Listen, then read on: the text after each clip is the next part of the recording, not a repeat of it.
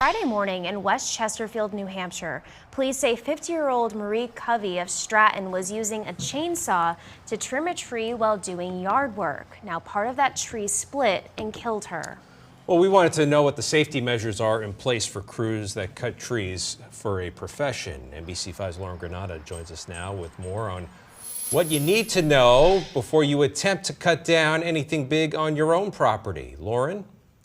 Yeah, Brian and Liz, this most recent incident involving a Vermont woman marked the fourth tree-related death in New Hampshire.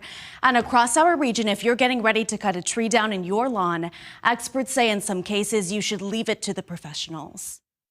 The average full-grown tree weighs anywhere between 1 to 5 tons, which means the process of cutting one down can be extremely dangerous. There's a lot of moving parts. Have to be, aware of what's above you. DJ's Tree Service, based out of Colchester, takes on about 1,000 jobs a year and requires all of its employees to undergo constant training. In the industry, injuries are very common. Even the most professional tree companies have accidents. The death of 50-year-old Marie Covey of Stratton, the most recent reminder of how critical safety is when it comes to tree work.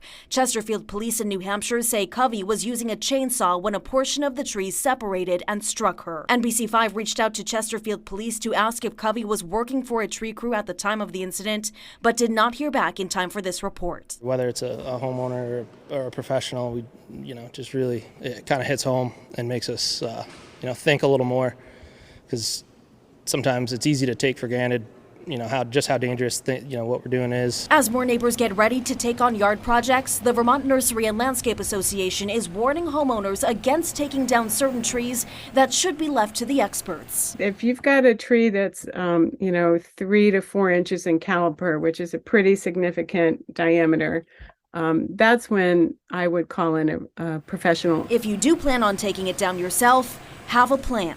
Making sure you have the right protective equipment on, assessing, the location of the tree and determining, when you make a cut, what direction it's going to fall.